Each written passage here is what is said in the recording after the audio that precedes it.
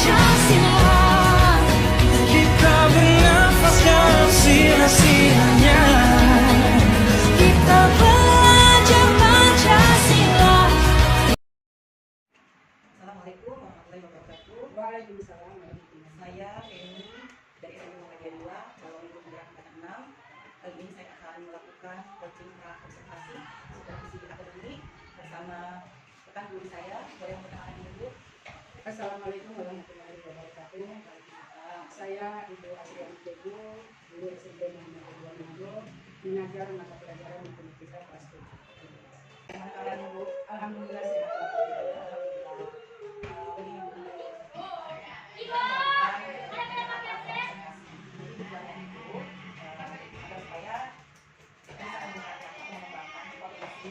Yang ada pada diri kita, karena kita ada beberapa kompetensi yang harus kita miliki dan kita bisa itu berbagi ilmu, bisa berbagi pengalaman. Nah, insya Allah akan bermanfaat pada proses pembelajaran yang akan kita lakukan.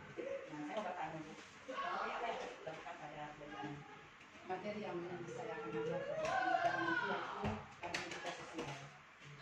Untuk pembelajaran melalui pembelajaran sebagai komunikasi sosial ini, anak-anak bisa mengetahui apa itu arti diskusi atau babat atau pertolongan. Yang kedua, dalam anak berinteraksi atau bersosialisasi nanti di pasar atau mungkin di sekolah, itu nanti kalau misalnya ada diskusi, tentu mereka bisa membedakan angka yang sudah dibawa dengan angka yang sudah dimasukkan, itu mana yang lebih menguntungkan. Pasti akan memilih yang lebih benar, Iya, hanya kami.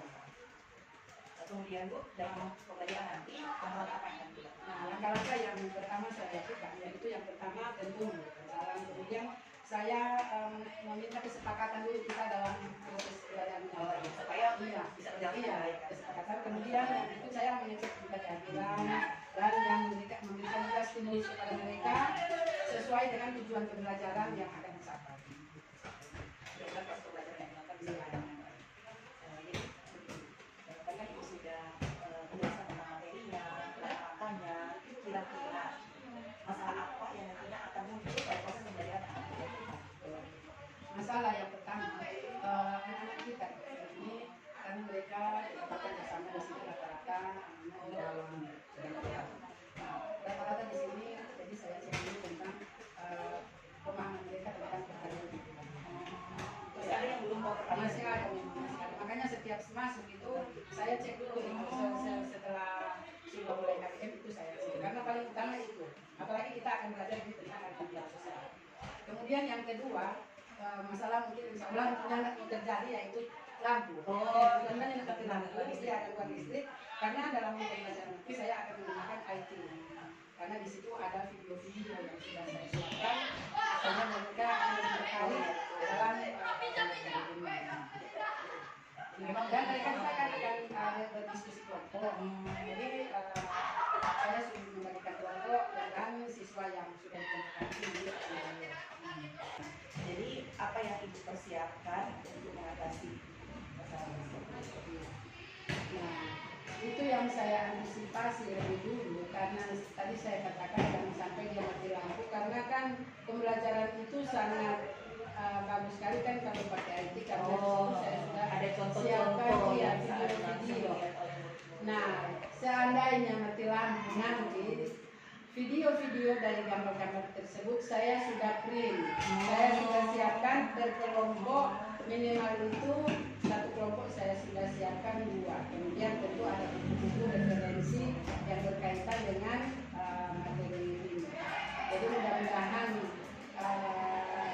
kalau dia mati lampu ya saya sudah siapkan itu karena dengan begitu anak-anak juga bisa melihat gambar dari hasil-hasil video tadi saya sudah print out supaya mereka nanti dalam pembelajarannya tetap ceria, tetap aktif dan tetap. Jadi sudah ada antisipasi karena Iya, kalau sudah tidak ada alternatif dengan saya sudah tadi, antisipasi.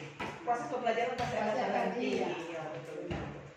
Baik, Bu Asriani, terima kasih atas waktunya. Semoga pada proses pembelajaran nanti yang akan Ibu lakukan bisa berjalan dengan baik. Nah, itulah yang saya sangat harapkan karena anak-anak kita kan di sini rata-rata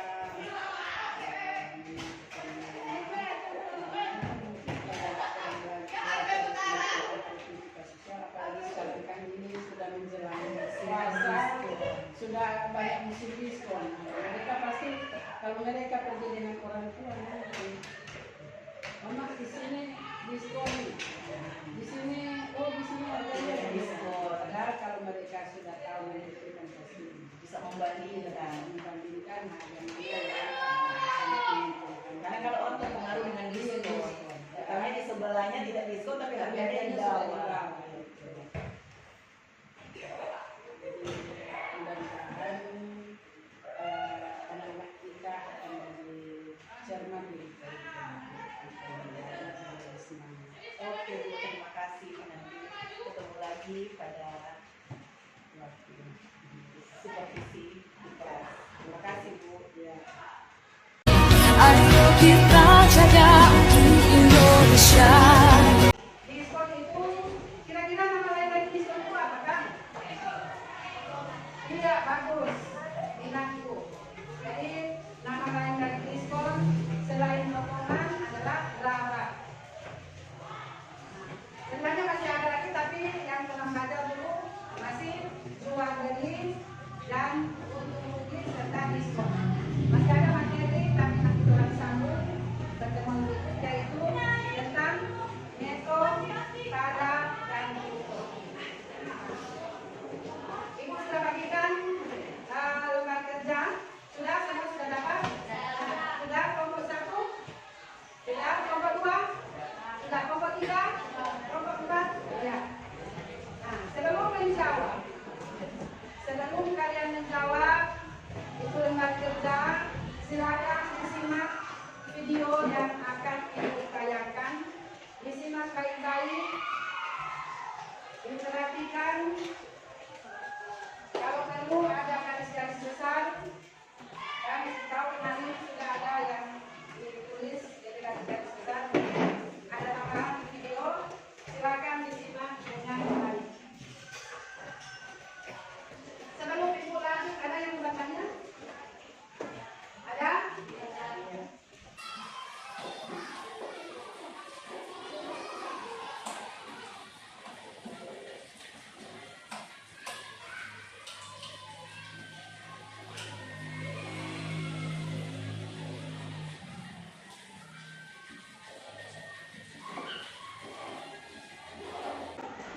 Iya. Jadi tadi kalian sudah perhatikan di mana ada siapa tadi? Yang perempuan namanya siapa? Yang laki-laki? Siapa yang untung? Yang mungkin? Sekarang jangan jawab serentak. Setelah kalian simak video tadi, berarti kalau kita ingin mendapat keuntungan, harga beli harus lebih besar dari harga jual atau harga beli kurang dari harga jual. Kalau kita ingin mendapat keuntungan, iya bagus.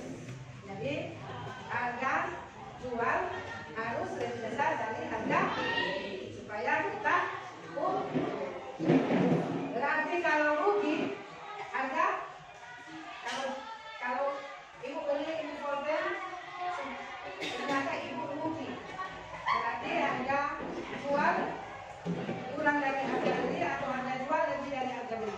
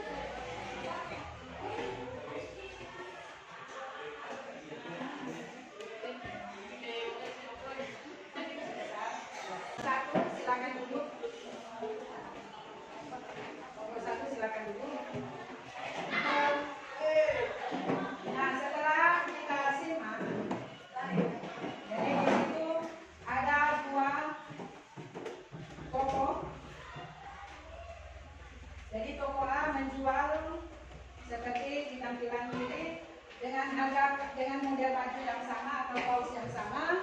Harganya berapa? Ya, 190.000. Kemudian toko yang kedua menjual dengan harga ya 400.000, tapi ada diskon 50% plus 20%. Jadi kira-kira yang untuk yang harga murah mana? Yang harga 190.000 atau yang toko sebelah ada diskon? Hah? Yang ada diskon? Iya, jelas. Karena dia diskon 70. Sudah paham dengan materi ini? Ya, terima kasih. Kita telah selesai dengan materi jual beli. Kemudian untuk dipahami sudah, sekarang ini lanjut saja timbangan di sini. Jadi kalian pertemuan itu yang kalian baca di rumah, buat rangkuman yaitu tentang rukun cara dan metode, kemudian bawa kemasan. Terserah kemasan apa saja.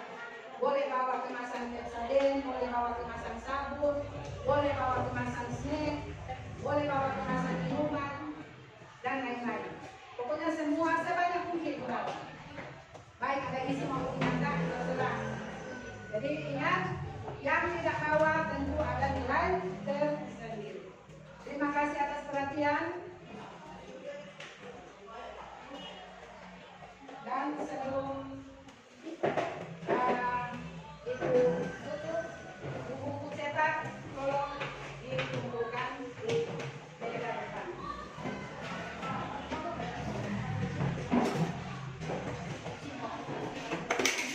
Cetak pelajaran berikut apa? Apa? Kita pelajar Pancasila. Apa kabar Bu Asriani? Alhamdulillah sehat. Alhamdulillah. Jadi begini Bu, setelah kita sudah melaksanakan seperti saat ini, kemudian dalam proses pembelajaran yang sudah Ibu lakukan, saya sudah lihat. Jadi tujuan observasi ini itu dimana kan biasanya Bu setelah melakukan supervisi akademik itu ada semacam obrolan atau percakapan yang mungkin akan membicarakan hal-hal yang perlu dibicarakan. Jadi begini Bu, jadi setelah Ibu sudah membuat PP, kemudian pembelajaran yang Ibu lakukan pada supervisi akademik itu sudah berdasarkan RPP. Nah, jadi di sini saya mau bertanya, menurut Ibu Asriani, dalam proses pembelajaran yang Ibu lakukan, adakah yang sudah sesuai dengan RPP atau ada yang belum, atau ada masalah-masalah atau kendala-kendala apa yang Ibu alami dalam proses pembelajaran pada supervisi yang kemarin? Ya, terima kasih. Saya Asri Tuku. Baiklah, memang dalam pembelajaran itu ada beberapa kendala, walaupun memang RPP itu sudah saya amati, sudah saya susun sedemikian rupa. Ada memang kendala waktu. Yang pertama waktu memang karena pada saat proses pembelajaran ini kan waktu untuk pembelajaran kelompok, kadang-kadang anak-anak ini lambat atau mengatur, kemudian juga dalam karena saya menggunakan IT, memang juga kemudian di dalam RPP juga itu ada yang kekurangan-kekurangan yang saya tambahin, misalnya langkah-langkah, kemudian tujuan pembelajaran itu juga saya tambah karena mungkin masih kurang yang saya lihat, jadi saya tambah di situ. Itu tujuan pembelajaran. Kemudian alat dan bahan ada yang saya tambahkan juga di situ karena saya memberikan tugas kepada mereka untuk pokoknya bawa sebanyak mungkin media atau literatur yang kalian baca, baik itu di melalui HP atau di koran-koran atau di HP itu yang bisa dikirim, yang berhubungan dengan materi itu yang saya mintakan kepada anak-anak itu dibawa supaya kita punya banyak literatur dalam proses pembelajaran agar mereka bisa aktif. Jadi tadi Ibu sudah sampaikan, jadi masalahnya waktu. Jadi kira-kira selain masalah waktu yang Ibu alami, adakah masalah atau kendala-kendala yang terjadi pada anak-anak? Ya, kendala pada anak-anak juga, pertama mereka malu. Oh iya, Ya, betul. Itu anak-anak biasanya. umumnya, apalagi masih kelas 7 kan, mereka punya rasa malu. Mereka sebenarnya ingin tampil, tapi kurang percaya saya diri iya, gitu. kurang percaya diri untuk mengungkapkan apa yang mereka tahu. Jadi saya memberikan motivasi kepada mereka. Mungkin bahasanya mungkin yang ibu orang mau pakai bahasa apa gitu. Jadi saya sampaikan kepada mereka. Memang ada kan istilah malu bertanya sesat di jalan. Nah, tapi jangan makanya jangan pakai itu. Marilah kalau kalian banyak bertanya atau kalian bisa mengungkapkan apa yang ada pada kalian, orang bisa diskusi, kita bisa diskusikan bersama, kita bisa pecahkan bersama masalah apa yang ditemukan. Jadi yang pertama itu mereka memang masih malu-malu, masih takut. Jadi saya memberikan motivasi kepada mereka supaya mereka tidak takut. Dan jadi itu kendalanya untuk anak-anak, mereka itu pertama masih rasa malu. Jadi Bu, tadi kan sudah Ibu sampaikan masalah waktu, juga masalah anak yang masih mau anak kelas 7, masih kurang percaya diri. Nah, jadi untuk mengatasi hal-hal atau kendala-kendala masalah itu, apa yang Ibu lakukan agar supaya bisa teratasi pada pembelajaran? Ya itu yang tadi saya sampaikan, saya memberikan motivasi. Maaf, ada juga kendala. Misalnya, saya memang sudah antisipasi karena saya menggunakan IT ya. Saya menggunakan IT, saya antisipasi jangan sampai mati lampu, maka bahan materi yang sudah saya siapkan di flash disk saya sudah print out. Jadi misalnya andaikan pada saat KGM mati lampu, saya bagikan materi yang sudah saya print out dari materi ini ya saya bentuk dalam LKPD dan materi-materi juga rangkuman materinya. Supaya kan anak-anak kan tidak lagi mati lampu. Jadi kendalanya dan antisipasinya atau jangan sampai ada yang terjadi itu. Jadi kalau untuk anak-anak masih malu, saya memberikan motivasi. Kemudian yang berhubungan juga dengan LPP saya sudah tambahkan.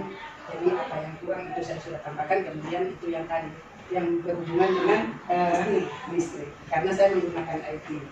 Jadi seperti ini solusinya memberikan motivasi.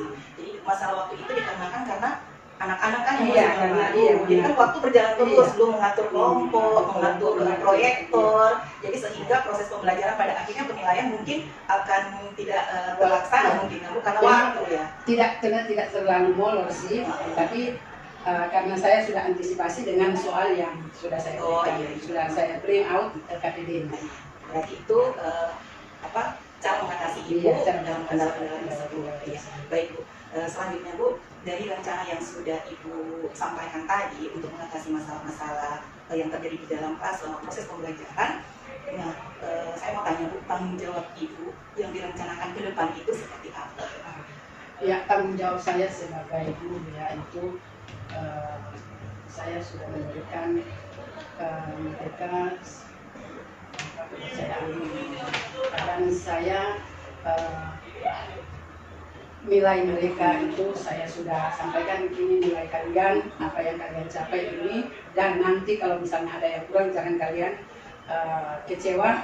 Itu satu motivasi kalian, ini yang masih kurang. Jadi saya juga sebagai guru untuk merubah nilai, saya sudah memberikan tugas tambahan.